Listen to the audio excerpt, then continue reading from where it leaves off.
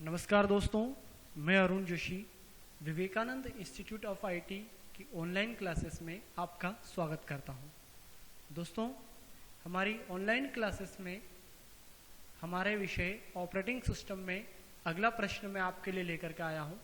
Windows operating system में निम्न को समझाइए, जिसमें है backup, clipboard, disk defragmenter, disk cleaner and control panel. जी दोस्तों, विंडोज़ ऑपरेटिंग सिस्टम के अंदर कई सारे फीचर्स में से ये भी एक प्रकार के फीचर्स होते हैं, या इन्हें हम सिस्टम टूल्स भी बोल सकते हैं। सिस्टम टूल्स जो कि सिस्टम की सेटिंग से संबंधित कार्य करता है। सिस्टम की सेटिंग से संबंधित जो कार्य होते हैं वह इनके ही द्वारा किया जाता है, इसलिए इनको सिस्टम टूल्स के अंदर लिया जाता है। Backup, clipboard, disk defragmenter, disc cleanup and control panel. दोस्तों, सबसे पहले बात करते हैं हम बैकअप के बारे में। बैकअप का अर्थ होता है अपनी फाइल को कॉपी करना या अपने मुख्य कंप्यूटर के हार्ड डिस्क के अतिरिक्त अन्य किसी डिवाइस में डाटा को स्टोर करना, चाहे वो मैग्नेटिक टेप हो, पेन ड्राइव हो या किसी प्रकार से अन्य कोई डिवाइस हो। तो इस डाटा को एक स्थान से दूसरे स्थान ले जाने की जो प्रक्रिया होती है, एक ड्राइव से दूसरे ड्राइव में लेने की जो प्रक्रिया होती है, उसे हम बैकअप लेना कहते हैं। दोस्तों, कंप्यूटर एक इलेक्ट्रॉनिक मशीन है जिसमें हमारा महत्वपूर्ण डाटा रहता है, और यह कंप्यूटर या इलेक्ट्रॉनिक मशीन कभी भी खराब हो सकती है, कभी भी काम करना बंद कर सकता है। तो अगर दोस्तों कंप्यूटर ने काम करना बंद कर दिया तो हमारा डाटा भी गया, हमारा डाटा भी नष्ट। जो हमारा महत्वपूर्ण डाटा होता है, हमारी जो सूचनाएं हैं, हमारी जो फाइलें हैं, वो हमारी सारी फाइलें भी डिलीट हो जाएगी।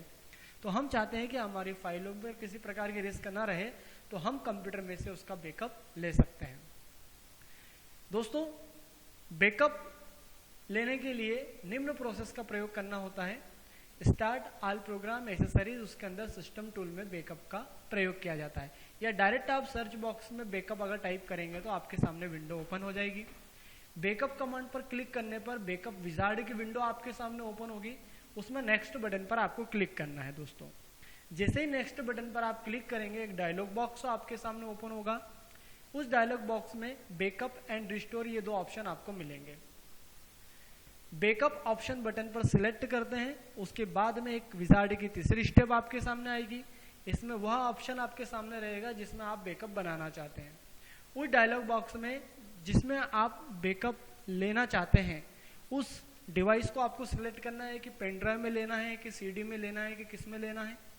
उसके बाद अगली जो विंडो रहेगी, उस विजार्ड में ब्राउज बटन पर आपको क्लिक करना है, जिसमें से पर्टिकुलर जिस ड्राइव का बैकअप आपको लेना है या जिस भी डाटा का बैकअप लेना है, वह पर्टिकुलर आपको सिलेक्ट करना है,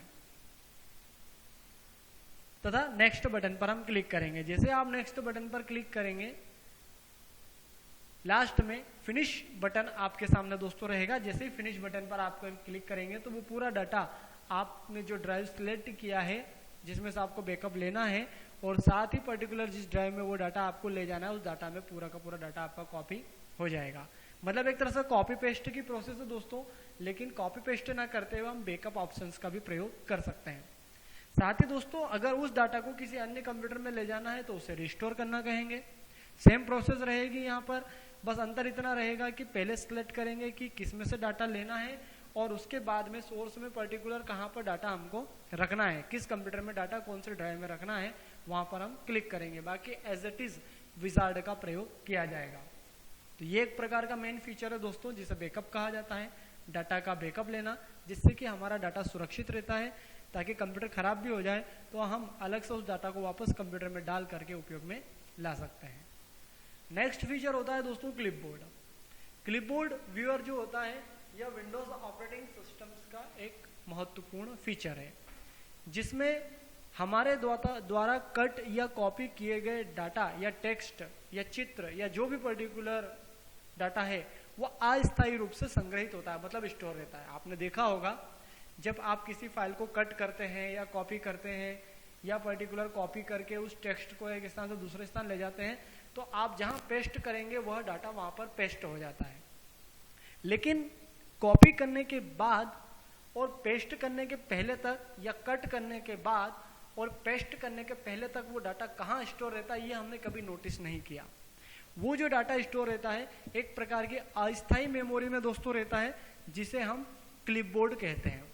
क्लिपबोर्ड एक प्रकार की टेम्परेरी मेमोरी होती है जिसमें हमारा डाटा जो कॉपी किया गया है या जिसे हमने कट किया है, जब तक पूरा ट्रांसफर ना हो जाए तब तक वह उस मेमोरी में स्टोर रहता है, जब तक कि हम उसे पेस्ट ना कर दें या जब तक कि कोई नया डाटा हम कॉपी ना कर लें। जैसे हम नया डाटा कॉपी करेंगे, पुराना डाटा वहाँ से रिमूव हो जाएगा, फिर नए डाटा को हम पेस्ट कर सकते हैं। क्लिपबोर्ड के अंदर जब डाटा कॉपी करना होता है या उसे पेस्ट करना है तो निम्न प्रोसेस है दोस्तों। हम कंट्रोल C का प्रयोग करते हैं कॉपी करने के लिए, कंट्रोल X का प्रयोग करते हैं कट करने के लिए, और जब कंट्रोल C और कंट्रोल X करते हैं तो डाटा क्लिपबोर्ड में चला जाता है। और जैसे कंट्रोल V हम प्रेस करते हैं या पेस्ट पर हम क्लिक करते हैं या कंट्रोल इंसर्ट करते हैं तो वह डाटा पर्टिकुलर वहाँ पर पेस्ट हो जाता है कॉपी होकर के। तो ये एक महत्वपूर्ण फीचर है दोस्तों जो इंटरनली रूप से काम करता है, जिसे हम क्लिपबोर्ड कहते हैं, जो अस्थायी रूप से हमारे डाटा को जो कट किया गया है या कॉपी किया गया है उसे स्टोर करके रखता है। नेक्स्ट बात करें दोस्तों डिस्क डिफ्रेगमेंटर। जी दोस्तों, डिस्क डिफ्रेगमेंटर विंडोज के अंदर एक सिस्टम टूल में सबसे महत्वपूर्ण सुविधा होती है, जो कि हमारे हार्ड डिस्क के अंदर जो फाइलें होती है वो रिक्त स्थान पर जाकर के स्टोर होती है। जैसा कि हमने दोस्तों लास्ट वीडियोज़ में चर्चा की थी फाइल एलोकेशन टेबल में, हमारी जो हार्ड डिस्क होती है वो अलग अलग खंडों में अलग अलग क्लस्टर में डिवाइड होती है, जिसे हम फाइल एलोकेशन टेबल कहते हैं। फाइल एलोकेशन टेबल समझने के लिए दोस्तों मेरा पिछला वीडियो, जो पिछले वीडियोज है वो आपको देखना रहेंगे, उसमें मैंने फाइल एलोकेशन टेबल के बारे में बताया है, विस्तृत आपको जानकारी दी है। तो जब भी कोई फाइल स्टोर करते हैं तो वो फाइल एलोकेशन टेबल के माध्यम से जा करके उसके ब्लॉक में स्टोर हो जाती है और उसका एक यूनिक नंबर जनरेट होता है। लेकिन दोस्तों क्या होता है कि जब हमारे कंप्यूटर में मेमोरी फुल होती है तो हम कुछ फाइलों को डिलीट कर देते हैं या अनावश्यक फाइलों को हम रिमूव करते हैं। तो फाइलों को रिमूव करने के बाद में बीच में कुछ ब्लॉक खाली हो जाते हैं, कुछ आगे की ओर खाली हो जाते हैं, कुछ उससे पहले खाली हो जाते हैं, और जब नए डाटा को हम स्टोर करते हैं तो वो फाइलें जाकर के उन ब्लॉक में स्टोर हो जाती है। अब कभी क्या होता है दोस्तों, कोई फाइल जैसे हम स्टोर करते हैं तो उस फाइल के आकार के अनुसार वो ब्लॉक या क्लस्टर नहीं होता है, छोटा होता है या बड़ा होता है। तो अगर बड़ा हुआ तो वो उस ब्लॉक के अलावा दूसरे ब्लॉक को भी कवर करती है, या छोटी हुई तो वो पूरे ब्लॉक को कवर करती है। इससे जो उस ब्लॉक के अंदर रिक्त स्थान जो बचा हुआ है वह जो फाइल होती है वह उसे कवर करके रखती है, जिससे ऐसी कई सारी फाइलें होती है जो साइज छोटा बड़ा होने के कारण कई सारे क्लस्टर को घेर करके रखती है, जिससे हमारी हार्ड डिस्क या ड्राइव पूरी तरह से फुल हो जाती है।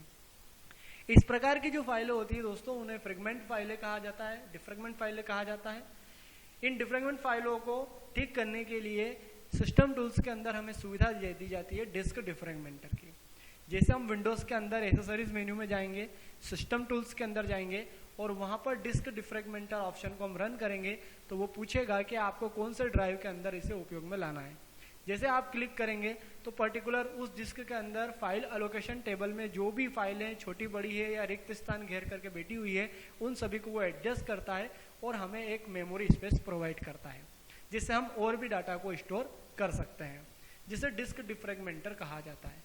और दोस्तों कंप्यूटर का अगर आप यूज कर रहे हो तो कम से कम 15 दिन में एक बार डिस्क डिफ्रेगमेंटर का प्रयोग हमें कर लेना चाहिए, जिससे हमारी फाइल व्यवस्थित रूप से स्टोर रहती है और हमें व्यवस्थित रूप से हमारी मेमोरी का भी प्रयोग हम कर सकते हैं और हमारे कंप्यूटर की स्पीड जो है वो बनी रहती है।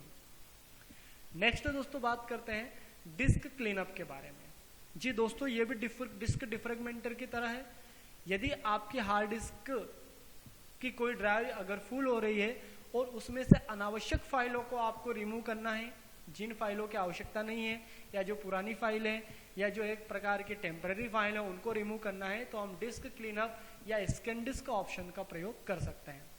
इसकी सहायता से डिस्क को स्कैन करके अनावश्यक फाइलों को डिलीट या हटाया जा सकता है। डिस्क में फ्री स्पेस हो जाती है, जिसमें हम और भी डाटा को स्टोर करने का कार्य कर सकते हैं। डिस्क क्लीनअप को ऑपरेट करने के लिए दोस्तों आपको पर्टिकुलर विंडोज के अंदर एक्सेसरीज मेन्यू, सिस्टम टूल्स के अंदर डिस्क क्लीनअप या स्कैन डिस्क पर क्लिक करना है, जिससे निम्न फाइलें हटती है। हमारी पुरानी जो फाइलें होती है, ओल्ड चिप फाइलें, वो हट जाती है। टेम्परेरी इंटरनेट की जो फाइलें होती है वो रिमूव होती है। डाउनलोड की हुई जो प्रोग्राम फाइलें होती है जिनकी आवश्यकता नहीं होती है वो हटती है। रिसाइकल बिन की फाइलें हट जाती है। अनयूज्ड जो एप्लीकेशन होते हैं वो रिमूव हो जाते हैं, या पर्टिकुलर कई प्रकार के जो अनावश्यक प्रोग्राम होते हैं वो भी रिमूव हो जाते हैं, जिससे हमारे डिस्क की स्पेस बनी रहती है और साथ ही हमारा कंप्यूटर स्पीड में कार्य करता है, जिसे हम डिस्क क्लीनअप कहते हैं। नेक्स्ट होता है दोस्तों control panel. Control panel my computer के अंदर या माई कंप्यूटर का एक सबसे महत्वपूर्ण प्रोग्राम होता है। यह भी सिस्टम की सेटिंग से संबंधित कार्य करता है। जी दोस्तों, सिस्टम टूल्स जिस तरह से कार्य करते हैं वैसे ही सिस्टम की सेटिंग से संबंधित कंट्रोल पैनल भी कार्य करता है। कंट्रोल पैनल के अंदर कई सारे प्रोग्राम्स होते हैं। जैसे आप कंट्रोल पैनल को ऑन करते हैं, जैसा कि अभी मैंने लास्ट वीडियो में भी आपको बताया था, जैसे ही कंट्रोल पैनल को हम ऑन करते हैं तो कई सारे प्रोग्राम्स की लिस्ट हमारे सामने होती है, और सभी प्रोग्राम किसी न किसी हार्डवेयर या किसी न किसी सॉफ्टवेयर से रिलेटेड होते हैं। उनके छोटे छोटे आइकॉन हमारे सामने शो होते हैं और उन पर क्लिक करके उनसे संबंधित सेटिंग्स को हम ऑपरेट कर सकते हैं। और कई प्रकार के आइकॉन, जैसे दोस्तों बात करें font, mouse, keyboard, printer, date and time, sound, display, add new hardware, add remove program, system, network, modem, user and password, ऐसे कई सारे प्रोग्राम यहाँ पर हम ऑपरेट कर सकते हैं। जैसा कि दोस्तों अगर मैं आपको प्रैक्टिकल दिखाऊं, आप अगर देखना चाहें तो यहाँ पर मैं आपको शो कर सकता हूँ।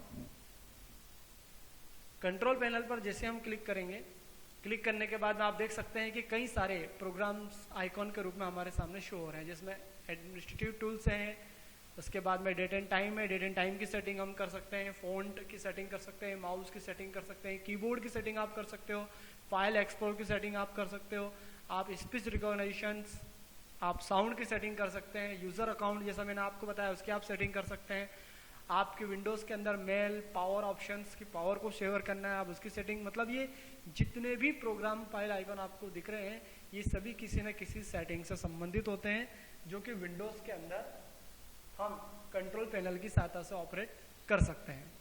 तो दोस्तों, विंडोज़ ऑपरेटिंग सिस्टम के अंदर ये निम्न प्रोग्राम्स जो हमने देखे, जो कि एक प्रकार के महत्वपूर्ण प्रोग्राम्स हमारे लिए होते हैं, जो सिस्टम टूल्स के रूप में काम करते हैं, सिस्टम की सेटिंग्स के रूप में काम करते हैं, जिसमें backup, clipboard, disk defragmenter, disk cleanup and control panel.